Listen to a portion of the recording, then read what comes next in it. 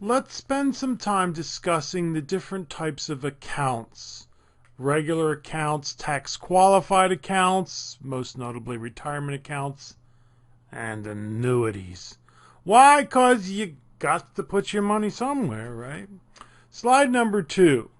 This graphic is something I created. I hope it doesn't look too stupid, but they're supposed to be bins or buckets or bolsas, containers, because people too often confuse a Roth IRA or a 401k with the investment that is contained inside the Roth IRA or the 401k. See, the Roth IRA is not the investment. The Roth IRA is just the type of account that the investment resides in. And there are two major types of accounts: what the IRS calls taxable accounts, and then what the IRS calls tax-qualified accounts. Now, they're not just retirement accounts. There's educational savings accounts, there's medical savings accounts. There are different types of tax-qualified accounts, but the principal one that is discussed, the main one that is discussed, is the retirement account. And there are many different types of retirement accounts. But let's first take a look at the taxable accounts. The taxable accounts are also called regular accounts. And in a taxable account, there are no limits to how much money you can put in. There are no limits on the different types of investments. And every year, whatever cash you receive through dividends or interest payments or rent or capital gains or losses, you will need to pay taxes every year. Now, you'll get normally a 1099 that describes how much you earned in interest or how much you earned in dividends and the like. There are different types of 1099s. 1099 div and 1099 int. But you'll have to pay taxes on those every year. Whereas, as we'll see with the retirement account, that those taxes will either be deferred or they will be eliminated. But first, notice that there are all the different types of investments that we've discussed this semester that can be placed. I'm not saying you should place these in. I hope you'll stay far away from options and futures. I don't think margining and shorting are that great a deal, but that's up to you. There is no limit to what you can put inside a taxable account. Notice over here, though, the Congress has said, no. You cannot put certain very risky things into your Roth IRA or your traditional IRA or your 401k. Now, you notice I left out precious metals, gold. The truth is you can put gold into a retirement account, but there's certain restrictions. It has to be American Golden Eagle coins. I'm not sure. But of course, with a mutual fund, you can buy gold. You don't have to worry about keeping track of where those coins are. So let's take a look at the retirement account, the tax qualified account. Strict limitations on contributions, and we'll show what they are for 2015 in just a few slides. As we just discussed, there are strict limitations on investment types. The Congress is saying, look, stocks and mutual funds that invest in stocks are risky enough, folks. This is your retirement account. You don't want to be doing things that are too risky. Actually, there is one type of option that you can sneak into your retirement account. It's the covered call. And if you studied Chapter 15 in detail, you'll remember that the covered call was a way to sell an option such that you already have the stock, so you could just turn around and deliver the stock in case somebody called it away from you. So let's read at the bottom. Although there are many subtle and not so subtle differences, the major differences are how they are taxed by the IRS, how much money you can contribute, and what you can have in the account. So let us now turn our attention to the various types of retirement accounts, because chances are, as we discussed in Chapter 4, when you get out there into the benevolent machine and you are trading your life for your paycheck for the rent, the mortgage payment, the orthodontia, the car payment, the insurance, the cell phone, the list goes on and on, you are going to be offered an employee-sponsored retirement account, such as a 401k or a 403b. And if not, you might set up your own. If you're self-employed or maybe your company doesn't have it, you'll have a traditional IRA or a simple or a SEP-IRA or your own Roth IRA. Roth IRA is very cool. And they come in two different flavors. Pre-tax, where you pay taxes later and you get a tax break now, or post-tax, where you pay the taxes now, but you get a tax break, a great tax break later. So let's take a look on slide 4 with the most popular personal retirement plan, the individual retirement arrangement. What? I thought it was individual retirement account. Well, that's what everybody calls it, folks. But the real term, the legal term, is individual retirement arrangement. And that's what the IRS will call it because they're sticklers for the actual names. But everybody else refer to it as individual retirement account. Anybody with earned income can contribute to a traditional IRA. Now, there's a bit of a confusion regarding these things, of course, because the tax code is so complicated. But no, there's no limit on your contributions. There is with a Roth, but there really isn't with a Roth, and we'll discuss that later. But if you have a retirement plan at your employment and you make over a certain amount, you may not be able to tax deduct. You might not be able to reduce your taxes now.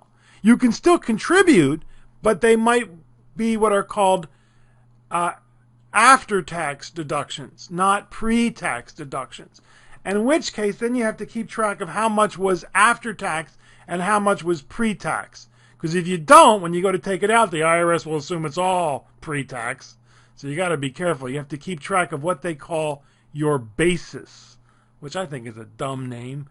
Why don't they just call it the amount that's pre-tax and the amount that's post-tax? No. You have to keep track of how much is post-tax so you don't get charged again. The contribution limits are increasing with inflation and your investment grows tax-deferred. You pay taxes on the money as you withdraw it once you're retired. Well, that makes sense. You didn't get taxed on the way in. You get taxed on the way out. And normally for most individuals, this will be 59 and a half years of age. Now, there is a way you can get to it earlier, but we won't go into that. Talk to your CPA or contact me. It's not that hard. You just tell the IRS, hey, I'm 56. I want to retire now. And they say, okay, cool. You don't have to pay the penalty that you normally would have to pay if you took it out before 59 and a half. But then there are certain restrictions that you have to follow that the IRS will tell you. And once you hit 70 and a half, you must start taking the money out. Now, I don't know why they do this to the elderly because I don't think it's a very nice thing to do. But if you don't take it out, the penalties are very severe, unbelievably so. So if you know anybody who's in that ship, make sure they take that money out because they don't want to get hit with those penalties. And then the IRA on slide number 5 has many different cousins and siblings and relatives, aunts and uncles. The 401k is the employer-sponsored plan at a business. The 403b, the 457, the 401a, those are through public organizations such as school districts, hospitals, and the like. The SEP-IRA, the simple IRA, the solo 401k, the SAR-SEP, the Keogh. I love that word, Keogh. It reminds me of the Wizard of Oz. Yo-ee-yo, Keogh. Anyway, these things were originally designed for self-employed individuals or very small businesses. The best one, I think, for businesses is the simple IRA. Very easy to do, no outrageous paperwork and no fines if things don't go the way they're supposed to go. For example, in a 401k, if you have a business and only the wealthy, only the well-paid employees partake of it, then the IRS can come in and actually negate the plan and say it's top heavy. Oh my goodness! So in other words, you got to get all your employees to contribute. With a simple, you don't have to worry about that. Yeah. And then the last row, the last item here is the Roth. The Roth is relatively new, 1998, and it uses post-tax contributions. We'll see the difference. It's actually quite cool in my humble opinion. And now there are Roth 401ks and Roth 403bs. And we put those in quotes because the IRS doesn't call them that, but that's what everybody else calls them. Slide number 6. So here's an example. You work at a company that has a 401k, and you contribute via your paycheck $100. Now, the next three numbers actually, on slide 6, $25, $8, and $33. The sum of those two depend on your tax bracket. And once you've joined the benevolent machine and making a decent salary, it's likely that you'll be in the 25% tax bracket. Maybe more, maybe less. But let's say we're in the 25% tax bracket. And what that means is if we have $100 that comes out of our paycheck, the feds will give us a $25 subsidy. And the state of California will give us a $6 or $8, let's say $8 subsidy. Well, now, do they write you a check? No. All they do is just take 25 fewer dollars out of your paycheck to send to the IRS and 8 fewer dollars out of your paycheck to send to the state of California's Franchise Tax Board. So you are essentially getting a $33 government subsidy. You see your take-home pay only reduced by $67, but the whole $100 goes into your account. What a deal! You get $100 worth of investments for $67. Plus, we're not even taking into account a match that your employer may give you. They don't have to, but they may give you, $50 for every $100 you put in, or $100. And they might sometimes give you 25, but I haven't seen that too often. It's either 50 or $100, 50 cents on the dollar or $100. Think about that, folks. A 50% return on your money in one day? And there are many people who don't take advantage of the max. Oh my God. The match. The match. There are many people who don't take advantage of the match. And you wonder what these people are thinking. Obviously not too much. So think about that, folks. You get $100 or maybe $150 or maybe $200 worth of investments for only $67. Okay, all right. What's the catch? There's always a catch, right? Well, it's actually not that bad.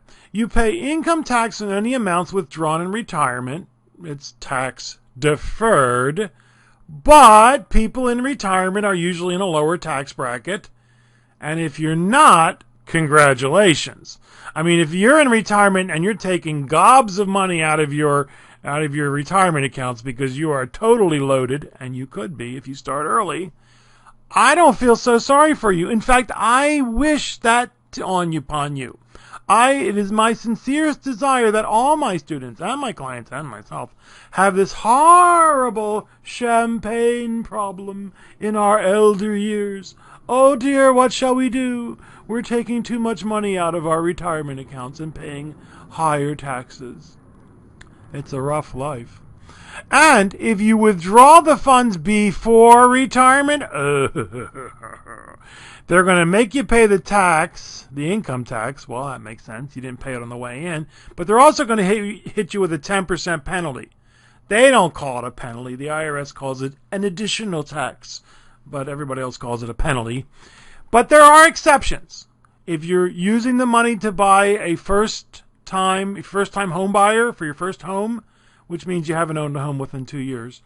If you're using it for higher education or medical disability or financial hardship. Now, the IRS is supposedly tricky, and it's difficult to get them to approve of financial hardship. But you still have to pay the income tax. You just don't have to pay the 10% penalty. So many people will raid their retirement accounts to buy their first home, which is a good thing, folks, in my humble opinion, because you can't live in a 401k, you can't live in a traditional IRA, but you can live in a home, and it's real estate's an investment in and of itself, and you get to live in it too. Slide number 8. Now, what about the post-tax contributions? What about the Roth IRA, the Roth 401k, the Roth 403b? Well, you put $100 into a Roth IRA, what do you get from the feds? What do you get from the state of California? Nothing. They don't give you any help. And doesn't match either, usually. I mean, if your own Roth IRA, no. But if it's a Roth 401k or a Roth 403b, they may match. But we're not going to consider that for now. You see $100 taken out of your disposable income. You put in $100 and you see $100. So you're paying $100 to get $100. And you're saying, well, why would I contribute to a Roth IRA when the others are going to give me $100 for $67? Well, here's your answer. Because people are going to ask you, why do you contribute to a Roth IRA? Because you're going to do it, right? Yeah, I think you're going to do it. Slide number 9. The answer is because a Roth IRA is so cool, folks. That's the answer. Tax-free in retirement is a golden opportunity. No other investment choice comes close, in my humble opinion. There are situations that you could torture to see that you would have done better to put the money in a pre-tax. And some people say don't trust them. Don't trust the bums in Congress because they'll find a way to tax you on the way out even though they taxed you on the way in. I don't know. We'll see. I think they're going to get rid of them. I think after another 20 years or so, they're going to say, no more Roth IRA. You can keep what you have, but because their mouths are going to be watering in Congress and at the state level, all that money in Roth IRAs, and they can't touch it. Plus, another very cool thing about Roth IRAs is the contributions are yours. You already paid tax on the contributions. So you can withdraw the contributions at any time with no penalty. Now, not the earnings. If you take the earnings, at first you take the contributions out. And then if you take the earnings out, they're going to hit you with the 10% additional tax, plus you have to pay income tax on it. So, no, you don't get to take the earnings out without that being taxed. And if it's for one of the exceptions, you don't have to pay the 10% penalty. But if it's not, then you have to pay the penalty. So this makes the Roth IRA also an excellent intermediate term investment account. A wonderful way to purchase a home or other high-tech item. And I really think they're great for college expenses, especially for people on the lower end of the socioeconomic scale. Because for them, it's better for them to fund their own retirement than it is to put money into an educational savings plan. Why? For various reasons. One, they don't use the money in a Roth IRA for financial aid calculations. Indeed, think about that, folks. If you're very well off, you're probably not going to get financial aid. Oh well. But if you're at the lower end of or the middle part of the socioeconomic spectrum, you're probably going to get some type of financial aid. Well, whatever's in a Roth IRA reduces that. I mean, whatever's in an educational side. I'm sorry, I made a mistake. Whatever is in an educational savings account, such as they're called 529 plans, it reduces that ability.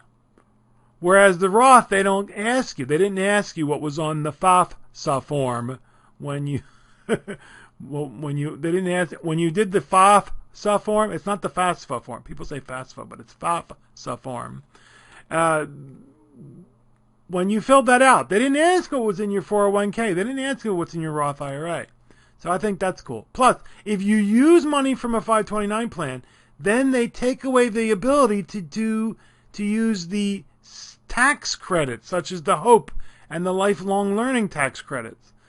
thanks a lot, guys. Here you are. So when people come up to me and say, should I put money away into educational savings account? I say, look, have you funded your 401k? Have you funded your Roth IRA yet? Do that first. And then if you have extra money lying around, okay, no problem. And the truth is, dear students, retirement accounts, if you are prudent, if you are consistent, if you don't panic, in other words, if you follow the precepts and concepts and skills and techniques that we push in this class, that we cover in this class, you have the potential to have an awesome retirement income for yourself. Better than anything that you're in the past that your employers would give you as a pension. But if you don't contribute, or if you chase after every next big thing only to watch it crumble into dust, you have the potential to, well, no, we don't really want to think about that alternative, but you would be in very good company. You would not be alone. Well, let's take a look on slide 10, though, because slide 10 is telling us that a Roth IRA is not for everyone. Well, the truth is, it is. The problem is the tax code. The Roth IRA has this contribution limit that once you've reached this amount of money, your ability to contribute to a Roth IRA phases out and then disappears altogether as your income grows. So in 2017, only single taxpayers with an adjusted gross income of $118,000 or less, and married couples with an adjusted gross income of $186,000 or less can fully contribute to a Roth IRA. After that, as we said, your ability phases out until about $10,000, $15,000 later, you can't contribute at all. And if you don't qualify, congratulations. We don't feel too badly for you, do we? No, but the truth is, folks, you can still contribute to the Roth IRA anyway. What? Well, if you find that you've made over the limit, because some people don't know how much they're going to make at the beginning of the year, right? Until they at the end of the year. Or you knew you were going to go over the limit anyway. You can still go ahead and contribute to the Roth IRA. And then what you do, before you file your taxes, you have actually until October 15th. You can file an extension and do it until October 15th of the next year. You recharacterize the contributions into a traditional IRA. That's the verb that the IRS uses, recharacterize. You recharacterize your contributions into a traditional IRA, because the traditional IRA does not have the same income limitations. Then, on the same day, you fill out the paperwork at the same day, folks, and submit it on the same day. But I've helped many people do it. You then convert the traditional IRA back to the Roth IRA. Did you follow me on that? I know. Who voted for these bozos? Oh, yeah, we did. Is the tax code broken? Yeah. Do we need tax reform? Yeah. Can we agree on what tax reform was going to look like? No. So who knows, someday they should just get rid of it. It's not that much money, $5,500 per person. If you're married, that's two people. It's not a whole lot of money. But I think they did it just to make it difficult for people to fill out all the paperwork. Oh, well, that's our Congress at work, sort of, kind of, not really. Slide number 11. So, as we said, the contributions are $5,500. Now, that's for an IRA, traditional IRA, and a Roth IRA. You can't combine them and have, twice that. And it's all your Roth IRAs. You can have 10 Roth IRAs and 2 traditional IRAs, and no matter what, the combined total aggregate contribution limit is $5,000. $5,500 in 2017. Now, you have to have made that money. It has to be earned income. And if your spouse is not working and you make $11,000, you can contribute $5,500 on his or her behalf. Cool? And you have until April 15th of the next year to make your contribution for the previous year. If you're 50 or over, there's a catch-up allowance, not the food catch-up, but catch up. Because people over 50 turn around and look at their retirement account and say, you know what? I did not do a very good job of funding this, did I? No, I didn't. I need to catch up. And the same thing is true for the 401k, the 403b, the 457, the 401a. They all basically work similarly. But look at that limitation on slide number 12.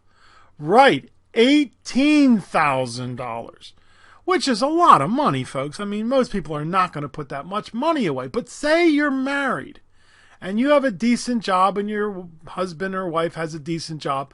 You could live off of the salary of one of the people, one of the couple, one of the married couple, and then put the total $18,000 into a 401k, 403b. They all work the same, similarly. And you do that for 5 years in your 20s, early 30s. You'll never have to touch your retirement account again. Now, I'm not saying you shouldn't contribute. You should. But it's compound interest, and we saw how powerful that can be if we invest prudently and consistently with an eye toward long-term growth.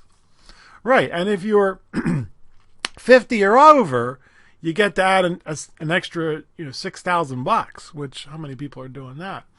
And there's also a loophole in the law that I didn't believe at first. When I first read this, I thought they can't be serious. And it took me a while to have it verified from the IRS. But if you have a public sector job, teaching at a community college, for example, we are able to do this at Southwestern. You can put $18,000 into your 403b, $18,000 into your 457, for a total of $36,000. And if you're 50 or over, add an extra $12,000. How many people are doing that? Not too many. But again, you only have to do that for a few years. Well, if you're in your 50s, it's not as powerful because you don't have as much time. But if you put the maximum in your earlier working career, you're going to do very well, assuming you invest wisely with an I already said that, didn't I? Okay. Sound like a broken record. But it bears repeating. You don't want to chase after the next big thing that's gone up 100% in 3 months only to have it fall and worth nothing, or pretty darn close to nothing. Slide 13. Lastly, with regard to these contributions, folks, is that you really, really want to check if you're able to take advantage of the tax credit for low-income earners. And I don't know about you, but $62,000 for married filing jointly, that's that low. That's pretty darn good. So let's say you put $50 a month into your Roth IRA. That's $600 a year. You could be eligible, depending on your tax situation, $31,000 or less for single, $62,000 or less for married, and $46,500 or less for 2017 for those people in head of household. You could get up to 50% back as a tax credit. dollar for dollar reduction of your income taxes. Let's see. You put $600 in, you could get $300 back as a reward for investing. Yeah, in other words, the Congress is saying, look, folks, we want you to do this. We want you to save for your retirement. So they're gonna reward you.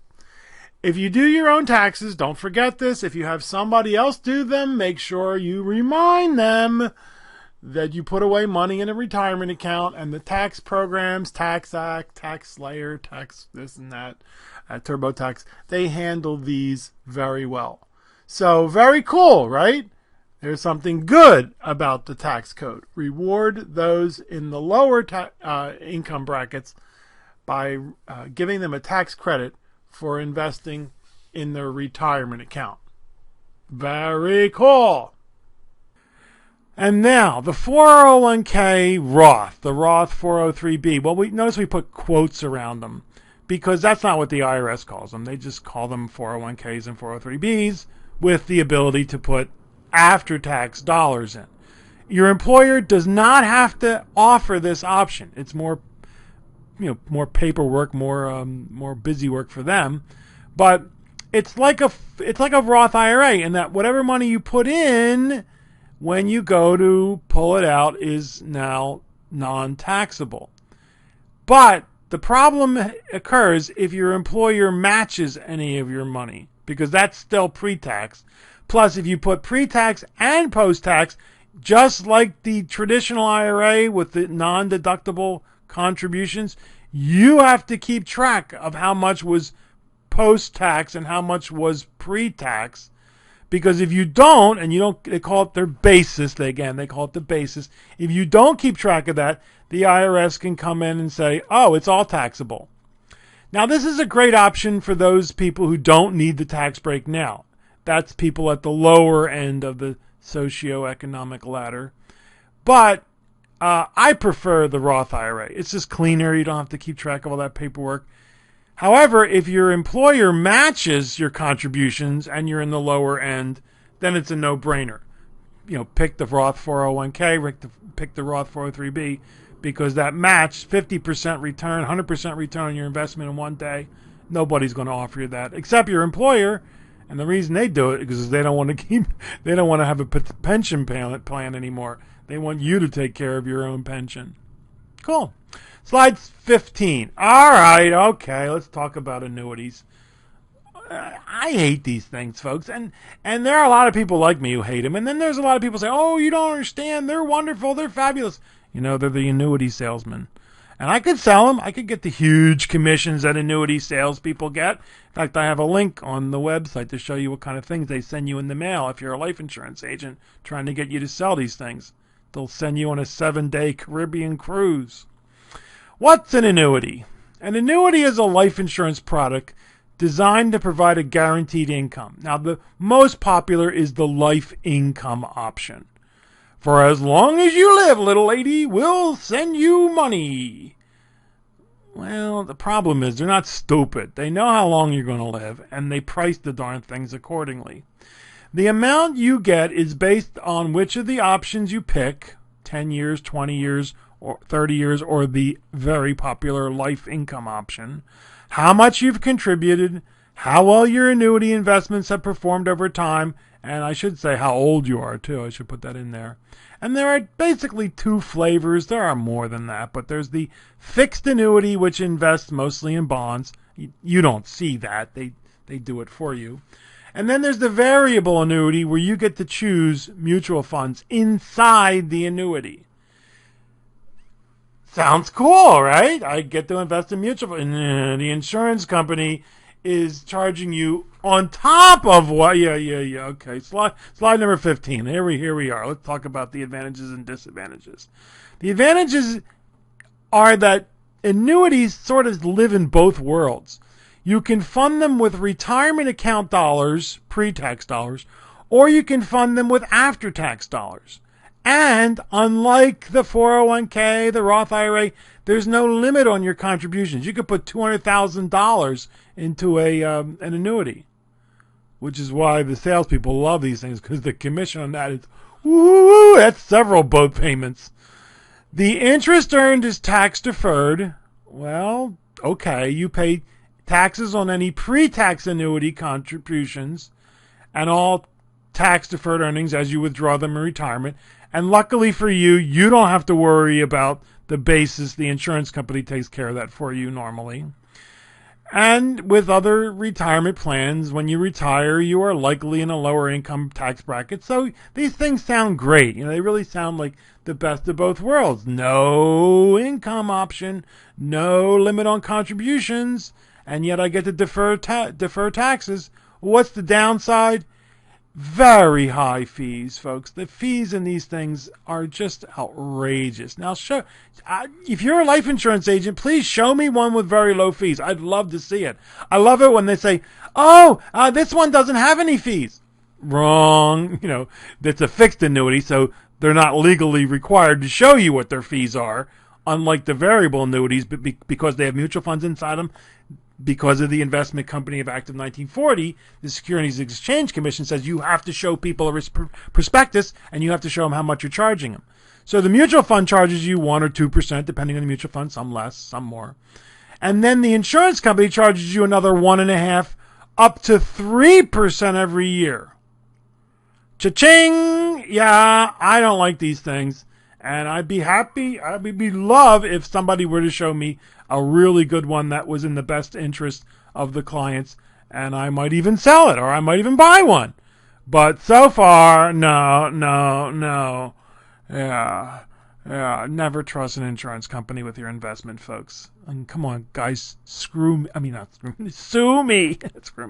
They are screwing me. My apologies. At Southwestern Community College, we are being screwed by Nationwide, and I've told them to their face, and I've told them in these presentations, and I've showed them how they're screwing us, and they kind of go, well, we have to be paid too, you know. I'm right. Okay, enough of my rant. Slide number 17. To review, there are regular accounts where there are no contribution limits, no limits on what you can put into the account, and you pay taxes every year. There are retirement accounts that are either pre-tax, where you get a tax break now, and your taxes are deferred and paid in retirement, or post-tax retirement contributions, where you pay taxes now, and then you don't pay taxes later on in retirement. Very, very cool. And then there are annuities with high fees and tax-deferred earnings. Cool? And in the 121 class, when we get to Chapter 14, we discuss this in detail. So if you'd like to get some more information, essentially the same, what we just covered, you could go to Business 121 and look for Chapter 14. And of course, if you have any questions whatsoever, contact me, go online to the discussion boards, and we can talk further. Because I can talk about this a whole lot longer than most people would ever want to listen. See ya!